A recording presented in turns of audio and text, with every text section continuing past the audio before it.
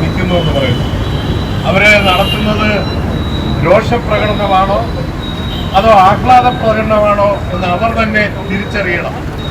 കുടുംബങ്ങളുടെ ബാധ്യത തീർക്കാൻ, കടവായ്പകൾ തീർക്കാൻ, കുടുംബം പുലർത്തിക്കൊണ്ടുപോകാൻ എന്തെങ്കിലും ലഭ്യമാകുമെന്ന് ധരിച്ചവരൊക്കെ അസ്ഥാനത്തായി.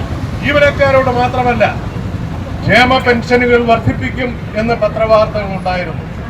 ഞാൻ മനസ്സിലാക്കിയത് ശരിയാണെങ്കിൽ 1 രൂപ പോലും ക്ഷേമ പെൻഷൻ വർദ്ധിപ്പിച്ചിട്ടില്ല എന്ന് പറയുമ്പോൾ രാജ്യത്തെ 70% വരുന്ന അടിസ്ഥാന തൊഴിലാളി വർഗത്തെ ഒറ്റയടിക്ക് വഞ്ചിച്ച് ചതിച്ചിരിക്കുന്നു എന്നുകൂടെ മനസ്സിലാക്കി. നേരത്തെ ഇവിടെ ജയകുമാർ സൂചിപ്പിച്ചതുപോലെ രാജ്യത്തെ 90% ജനങ്ങളെയും വഞ്ചിച്ച ഒരു വഞ്ചനാ ബഡ്ജറ്റായി ഈ ബഡ്ജറ്റ് മാറിയിരിക്കുന്നു. ഇതിന് ഒരു പരിഹാരം ഉണ്ടാക്കുവാൻ ജീവനക്കാരും തൊഴിലാളികളും ഒറ്റക്കെട്ടായി മുമ്പോട്ട് വരണം എന്നാണ് എനിക്ക്